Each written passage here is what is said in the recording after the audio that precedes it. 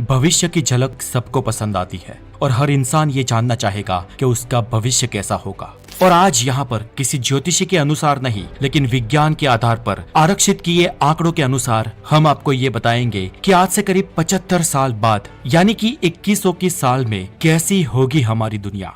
यहाँ पर याद रहे दोस्तों, मैं फिर से दोहराता हूँ, ये कोई ज्योतिषी भविष्यवाणियां नहीं है या फिर इनमें से कोई भी प्रिडिक्शन मेरी खुद की जेब से निकाली हुई या मेरी खुद की हुई नहीं है। ये सब अलग अलग फील्ड के निष्णातों द्वारा किया हुआ आकलन है दोस्तों, जो हमारी दुनिया में भविष्य में होने वाले डेवलपमेंट्स और बदलाव को दर्शाता है। और ये बात सच है दोस्तों कि हम ये बिल्कुल ही नहीं जानते कि पल में क्या होने वाला है, लेकिन साल 2100 तक ये दुनिया महफूज रही और सब कुछ ठीक ठाक रहा तो वैज्ञानिक और एक्सपर्ट्स द्वारा किया हुआ डेवलपमेंट का ये कैलकुलेशन सही साबित होगा।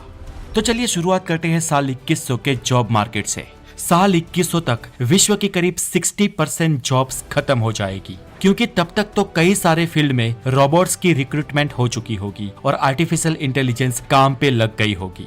खासकर cleaning, babysitting, cash transaction, weight carrying और ऑपरेटिंग वर्क जैसे कामों में अब रोबोट्स अपना करतब दिखा रहे होंगे।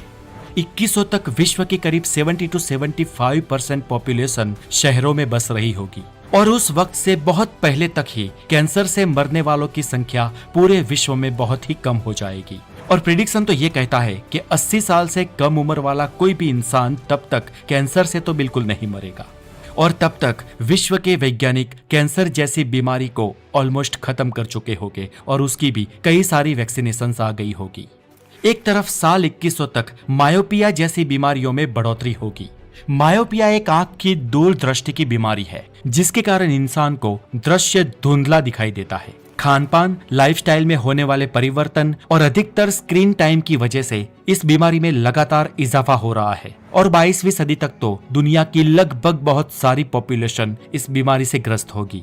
हालांकि इसे चश्मे से या ग्लास से या ऑपरेशन से ठीक किया जा सकता है। टेक्नोलॉजी दोस्तों, आज से 75 साल बाद आज से बहुत ज्यादा टेक्नोलॉजी वाले इक्विपमेंट्स ऑब्वियसली हम यूज कर रहे होंगे, जिसमें मोबाइल्स और दूसरे गैजेट्स यानी कि टॉर्च, टीवी, लैपटॉप, ये सब आज के मुकाबले बहुत ही ज्यादा एडवांस हो गए और हमें वर्चुअल रियलिटी का अनुभव करवाएंगे। आज भले ही हमारे घर पूरे इक्विपमेंट्स से भरे हुए हो, लेकिन उस समय तक हम घरों में आज से कई गुना ज्यादा बहुत सारे इलेक्ट्रॉनिक्स डिवाइस और इक्विपमेंट्स का उपयोग कर रहे होंगे।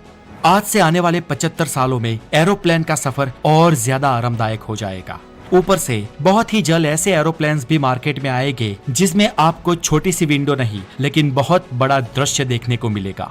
तब हवाई जहाज बहुत ही बड़े होंगे और कुछ हवाई जहाजों में आभासी यंत्र के कारण हम एरोप्लेन में बहुत ही बड़ी, लगभग उसकी साइज की ही स्क्रीन में बाहर के नजारे देख रहे होंगे। तब ट्रेन, हवाई जहाज, स्पेस शटल और रॉकेट जैसी चीजें आज के मुकाबले अत्यंत ही ज्यादा तेज गति वाली होगी, जो बहुत ही कम समय में अपना दूर का सफर तय करेंगे। इंफ्रास्ट्रक्चर, आज हम भले ही दुनिया की, न्यूयॉर्क की, शिकागो की या टोक्यो की एडवांस सिटीज देखते हैं, लेकिन तब तक भारत में भी आज के समय के इन शहरों से बड़ी और बड़ी इमारतों वाली बहुत सारी सिटीज हो चुकी होगी और भारत में बहुत सारी स्मार्ट सिटीज भी बन चुकी होगी, जो बहुत सारी सुविधाओं से लैस होगी, जिसके कारण आपका अपने घर के किसी भी इक्विपमेंट्स या डिवाइस से दुनिया में कहीं पर भी बैठे डायरेक्ट कंट्रोल होगा। आप अपने घरों के इक्विपमेंट्स कहीं पर भी इंटरनेट के द्वारा कंट्रोल कर पाओगे। हालांकि ये तो हम आज भी करते हैं, लेकिन आज हम ईथरनेट से ये सब कंट्रोल करते हैं।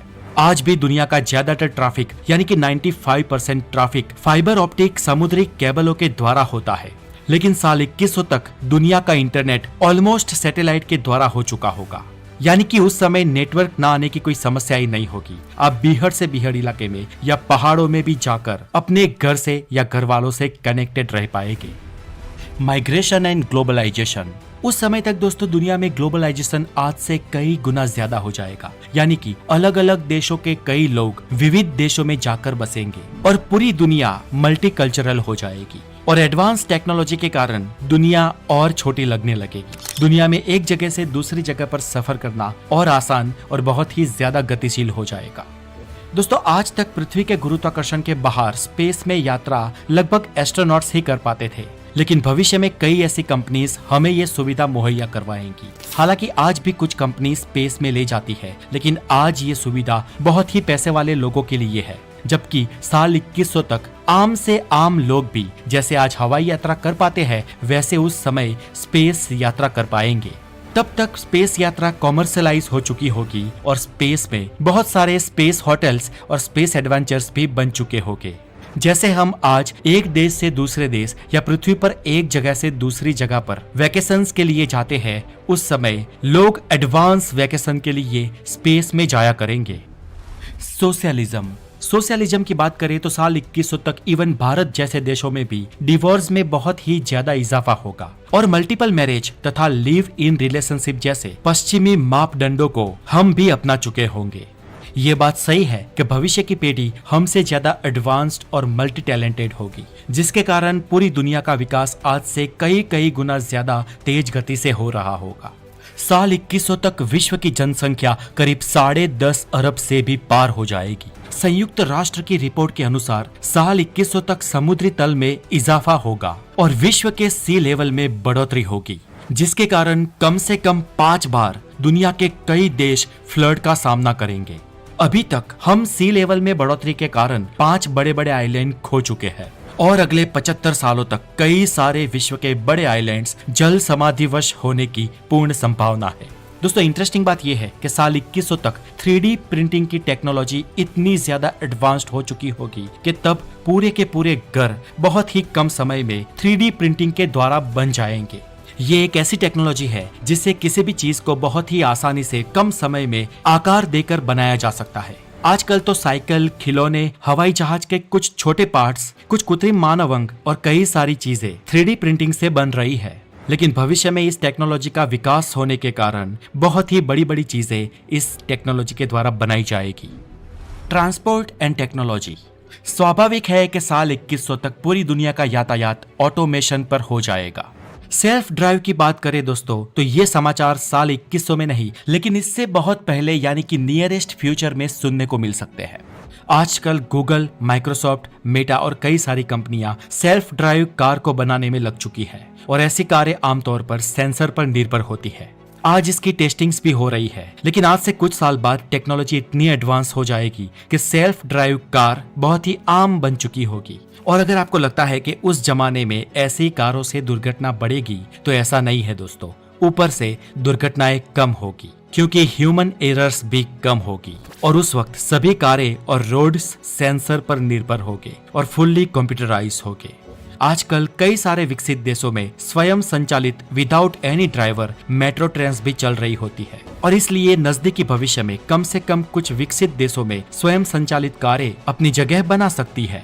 उस वक्त तक तो होलोग्राफिक स्मार्टफोन बहुत ही आम बन चुके होंगे, यानी कि आप अपने प्रियजन से सिर्फ स्क्रीन पर नहीं लेकिन हूबहू आपके सामने वो व्यक्ति मौजूद हो, इस तरीके से बात कर पाएंगे।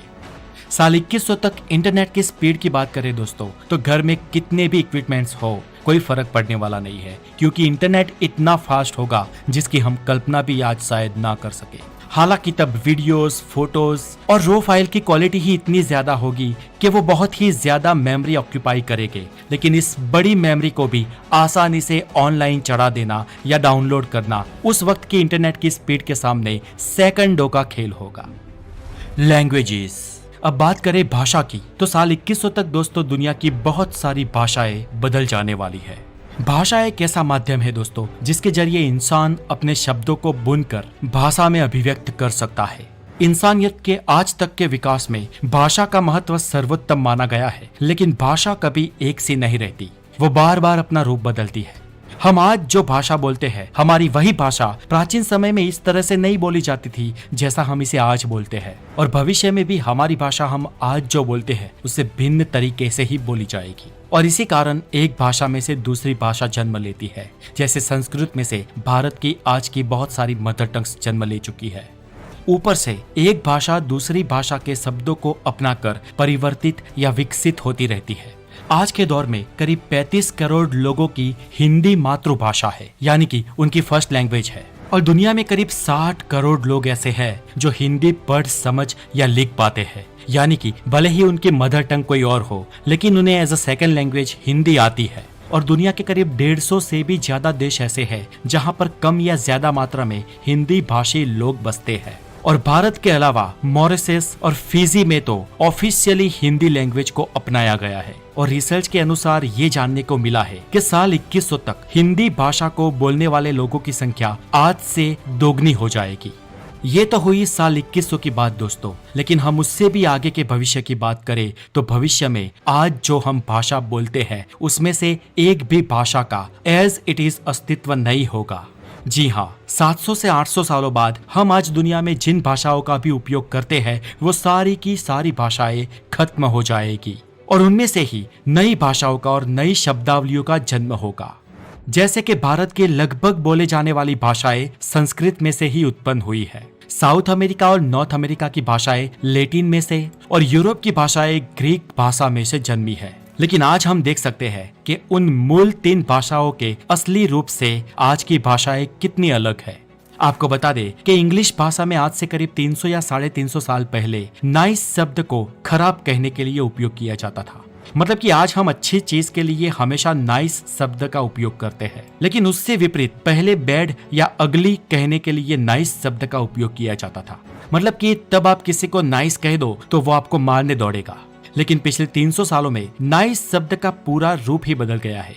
आज अच्छी चीजों के लिए और अच्छा कहने के लिए नाइस शब्द का उपयोग किया जाता है और इसी तरह भाषा में कई शब्दों का परिवर्तन होता रहता है और इसलिए भविष्य में भी कई सारे पुराने शब्दों के स्थान पर नए शब्द अपनी जगह लेंगे। खैर, साल 2100 तक हमारी आज की मूल भाषाओं में थोड़ा बहुत ही परिवर्तन होगा, लेकिन उससे भी आगे के भविष्य में आज की सभी मूल भाषाएं ही खत्म हो जाएगी। लेकिन ये तय है कि दुनिया में बहुत कम भाषाएं बचेगी, यानी कि बहुत ही एकल दोक्कल भाषाओं से पूरी दुनिया का व्यवहार होगा। अब दोस्तों, अगर भविष्य में युद्ध जैसी स्थिति बनती है तो दुनिया के एक्सपर्ट्स बताते हैं कि अगर कोई वर्ल्ड वॉर हुआ तब भी एंटायरली पूरी दुनिया का सफाया नहीं होगा, क्योंकि ऑलमोस्ट दुनिया की सभी वॉर्स प्री प्लान होती है। हाँ, हम माने या ना माने, लेकिन आमतौर पर वॉर्स प्री प्लान्ड होती है और दुनिया के कई विकसित देशों के पावरफुल लोग वॉर होने से कुछ समय पहले ही अपने आप को महफूज कर चुके होंगे और ये बचे कुचे दुनिया के लोग इंसानियत को जिंदा रख सकते हैं। तो दोस्तों, आज के लिए इतना ही। Stay connected to the knowledge. अपना बहुत सारा ध्यान रखें। Take care.